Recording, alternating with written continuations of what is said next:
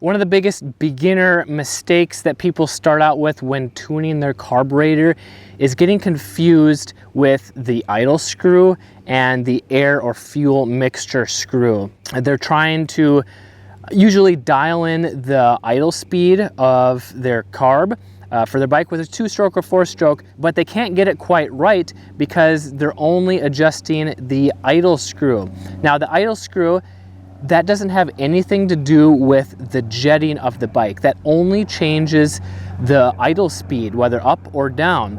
So if the jetting is off, and I'll explain how to know if it's off in just a minute.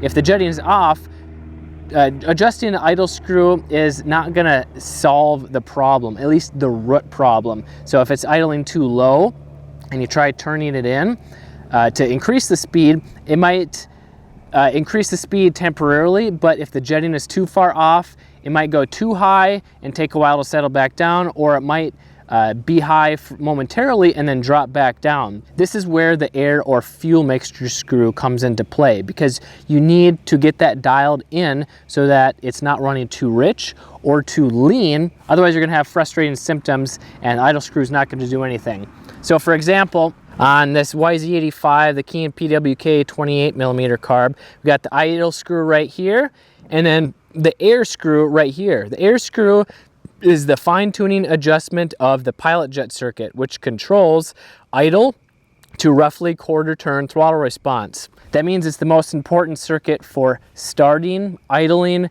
and low RPM throttle response. So there's a couple of symptoms. One, if you have a hanging idle, so you rev it up, and it takes a while to settle back down, it keeps wanting to accelerate even though you shut off the throttle. That's a sign of the jetting being too lean. This could be because of the air or fuel screw being set too lean. It could also be an air leak, but the air screw or fuel screw is where I would start. And if you want to learn how to tune it in just a few minutes, I got a free guide in the description below.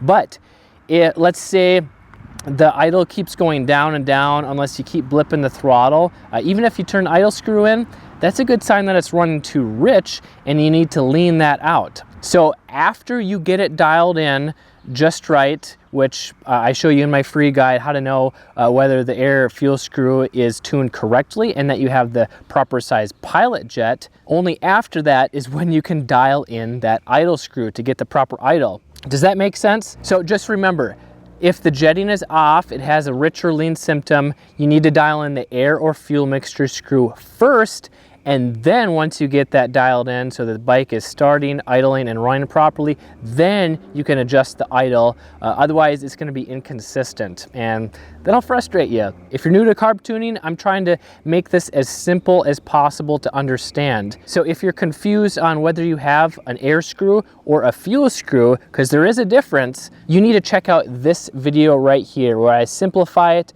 how to know whether you have an air or fuel screw. Because if you think you have one but you have the other, it's gonna be tuning it the opposite direction, and that's where you'll get confused. I'm Kelly Fagan from MXHideout. Stop surviving trails, start riding them.